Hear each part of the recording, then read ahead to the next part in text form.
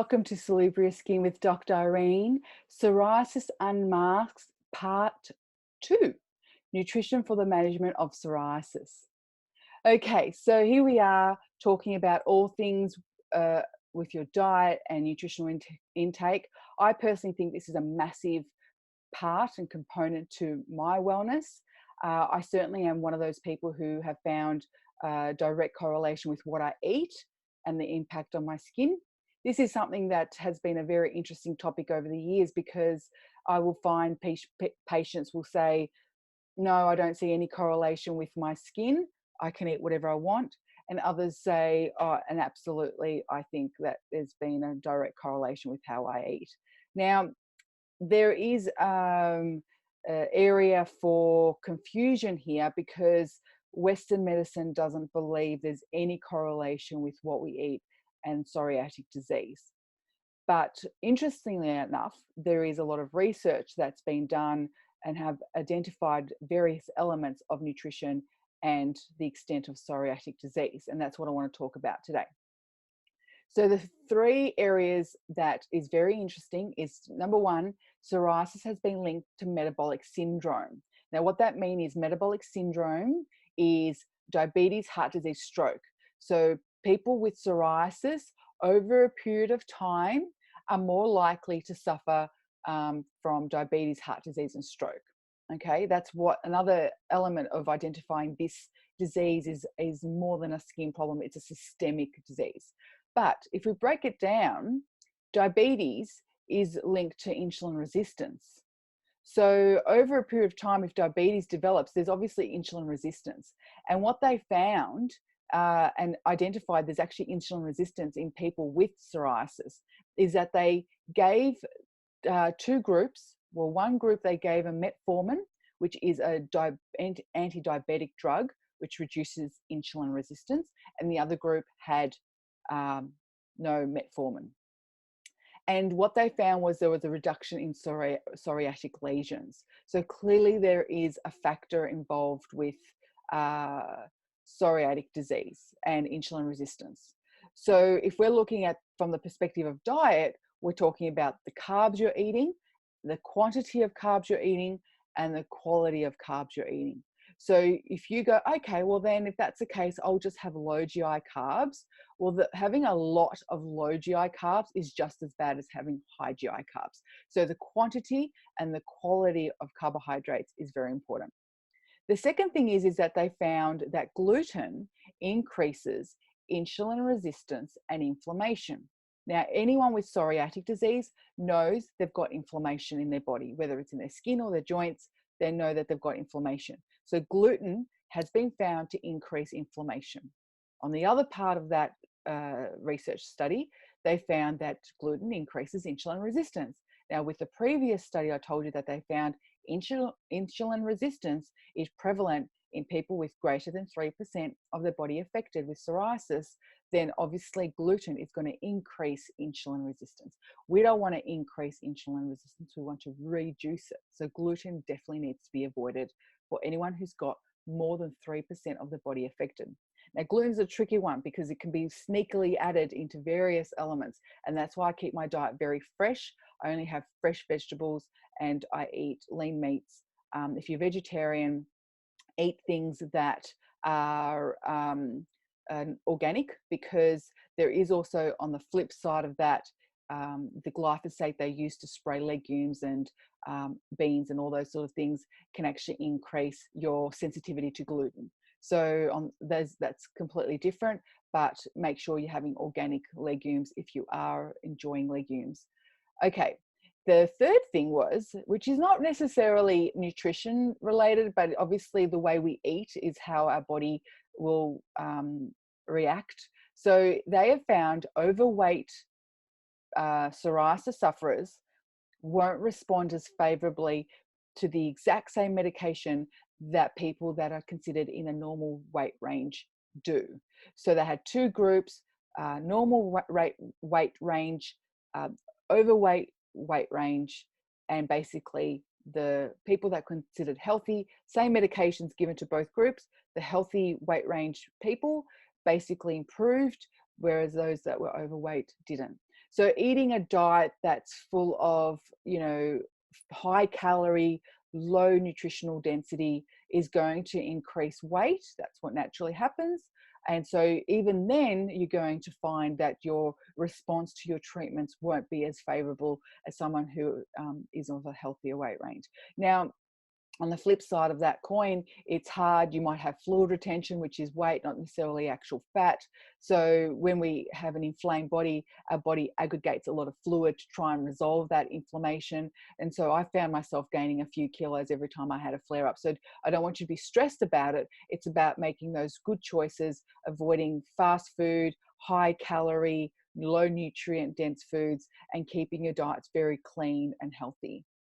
Okay, so if you think about it, some foods will irritate your skin pretty much straight away, while others will actually take a bit of time to irritate your skin or your joints.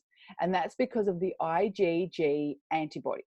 Now, when we eat a food we have an intolerance to, and you may or may not be aware of food you have an intolerance to, there is an antibody called IgG, which is released.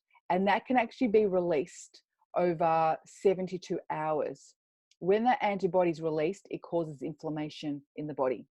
So that's why you are actually reacting to foods. It's not made up, it's not pretend. There is a direct correlation with a food intolerance and increasing inflammation. So anything you feel that makes your skin hot or makes you irritable or causes fluid to build up in your joints, or your joints get stiff and tight. I know my joints get stiff and tight when I have carbs. And so you really need to be avoiding that. Okay, so changing your diet can be very challenging, as it may require a huge adjustment or very minor changes. I have had patients come in who have healthy diets, and they basically just need very small adjustments. And then I've had other people that are very poor diets, and they actually do need a huge change. Okay, so here are some FAQs I get asked about food all the time. My doctor says there is no connection with food and I can eat whatever I want.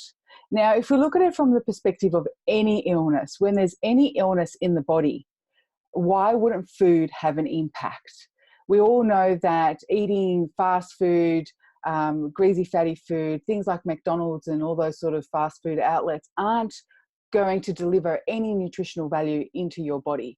And nutrients are required physiologically to function at their optimal level. So to say it doesn't matter what you eat is a far cry of what reality actually is.